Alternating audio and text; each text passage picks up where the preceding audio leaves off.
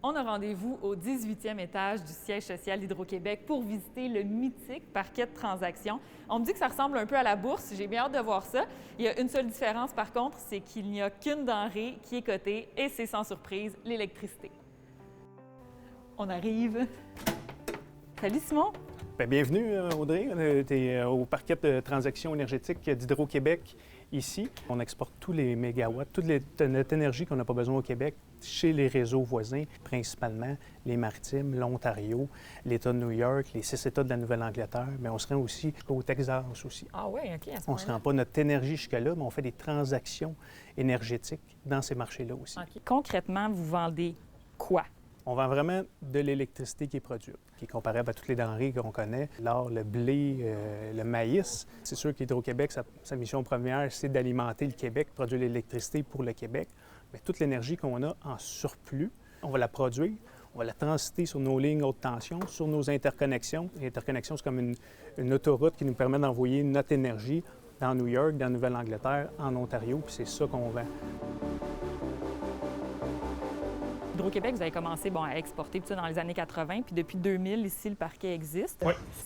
C'est comme la bourse qui ferme à 5 heures ou c'est 24 heures sur 24? C'est ouvert 24 heures sur 24. Donc, à toutes les heures, dans tous les marchés, il y a un prix pour l'électricité. Ici, c'est vraiment qu'est-ce qu'on est en train de vendre actuellement au moment où on se parle. Déjà hier pour aujourd'hui, on savait combien qu'on vendait. Puis si on est capable d'en rajouter parce qu'on a de la marge, on va venir en rajouter en temps réel.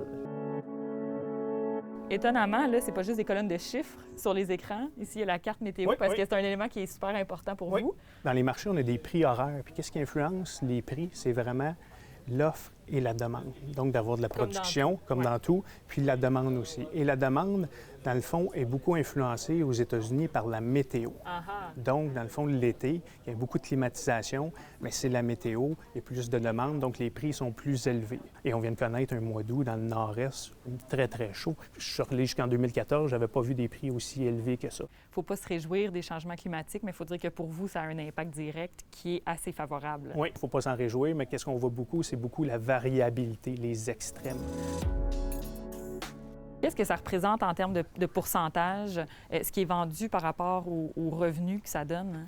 Le parquet, on va chercher environ 1,5 milliard par année de revenus avec l'électricité qu'on n'utilise pas au Québec. Les exports, c'est environ 15 du volume vendu, mais ça représente entre 23 et 25 du bénéfice d'Hydro-Québec. Souvent, on a la réflexion, on ne connaît pas ça, on se dit, mais pourquoi on la garde pas, cette énergie-là? Est-ce que ça pourrait faire en sorte que nous, on la paie moins cher en tant qu'individu? Nous, notre combustible, on est chanceux, il est gratuit, il tombe du ciel.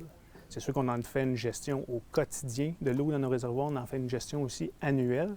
Mais pour répondre à ta question, il y a un maximum aussi qu'on peut emmagasiner dans nos réservoirs. Donc, on est mieux d'aller chercher ce revenu-là, qui est environ 1,5 milliard par année, que de juste garder notre eau dans nos réservoirs puis rien faire avec nécessairement. Si on ne va pas chercher ce 1,5 milliard-là, puis le gouvernement, ça va être des impôts ou des taxes à côté de plus qui va manquer.